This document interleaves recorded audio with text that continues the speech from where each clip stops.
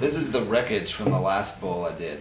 And in that bowl, I made a complete segmented bowl to infill the pieces that I cut out of a walnut bowl that I was working on. Now I have the leftover segmented pieces, and it seems like kind of a waste to get rid of these. So what I'd like to do is, again, remake these pieces like I did in the last bowl, but I think this time I'll just make them out of solid pieces of walnut and rebuild this bowl and make this bowl into something.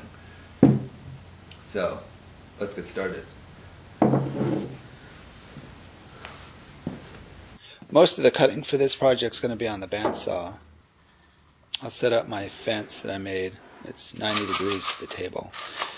The table has a bunch of machine marks that run parallel with the blade, so I can line the fence up by eye pretty well. And I'll put tension on the blade and turn her on. It takes about 10 seconds for the blade to get up to speed. This walnut's been sitting for 5 or 6 years or so, so I'm hoping it's dry on the inside. So I'm going to cut some slabs out of it, and then from that I can cut the shapes that I need. This goes pretty quickly. This blade is still pretty sharp. So you can see from there I'm just going to make the shapes from these. The top of this end piece just needs a big block attached to it.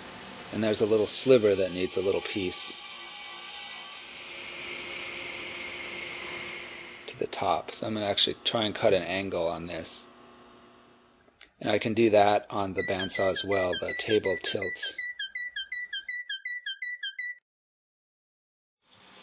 And I can cut that angle pretty easily. And I'll take it further and cut that shape out, leaving some extra. This will make the turning go a little faster. This is sped up just slightly.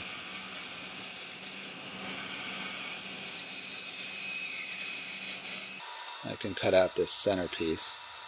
This is also sped up slightly.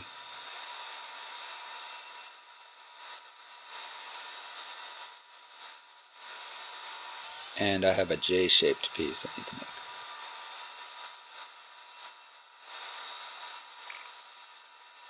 As with the last bowl, I have to sand and check all the seams between each piece so they glue together with tight joints. Now I'll start gluing everything together. So this is the end piece. It clamps fairly easily. And this is the little sliver piece that needs a new piece at the top. And on this end piece I'll cut off that extra bit of this block so the lathe work will be a little less. Now I have all the pieces ready, and this is how they go together.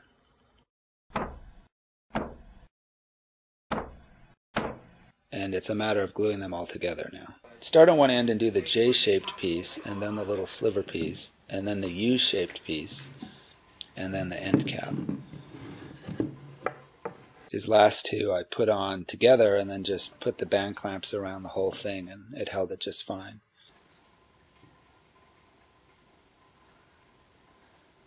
On this bowl I made sure that the bottom would all be flush when it sat at the correct heights, so it was easy to just set down and glue and clamp. And now we just wait. Now the glue is dry. And the bottom is flat. We're almost ready to turn. I'm going to sand a little flat spot so I can set this on my bandsaw jig, which I discovered the bolts weren't quite long enough, so I had to make a new top hold down piece to hold the bowl on the jig, and then I can cut the top off and get the top all nice and flush. This will help speed the lathe work up, and it'll let me attach it to the big flat jaw chucks. The first thing to do on the lathe is to make a tenon for my smaller jaws.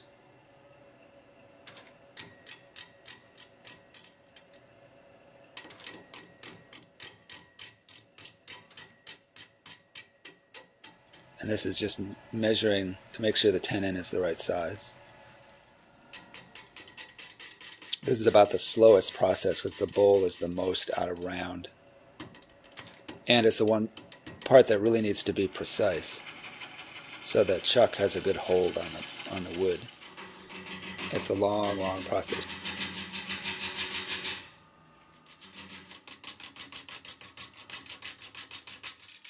Actually, after all that, trying to figure out the grain on my new pieces of walnut, they ended up being cracked on the inside. So I have a pattern of cracks on the new pieces, which I'm telling myself I can live with, and they aren't too bad. But in the end, that's just how it is. There's nothing I can do about it at this point.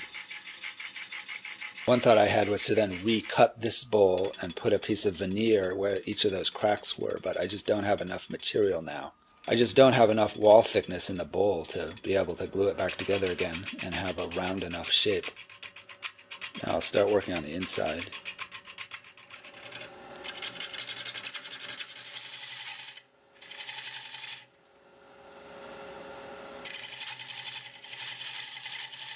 Doing the inside was a challenge. It helped to drill out the center a little bit.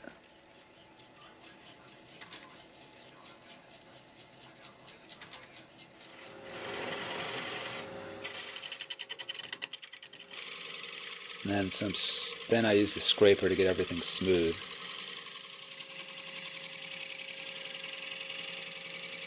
I've started using a technique of angling the last pass on the scraper. It cuts at an angle and it gives a really smooth finish.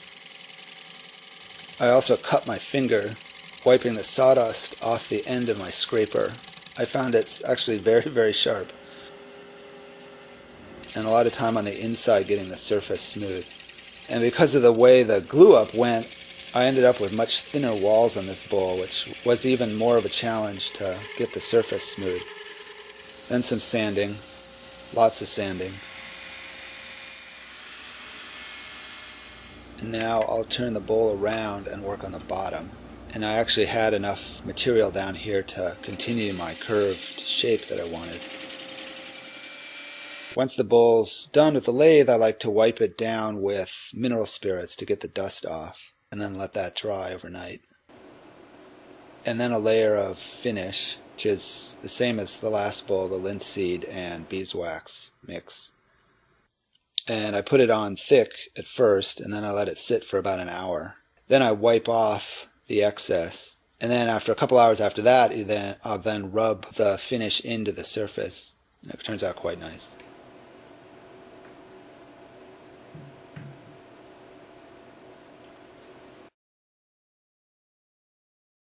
Except for the cracks, I think it turned out as well as the first bowl. They make a nice pair.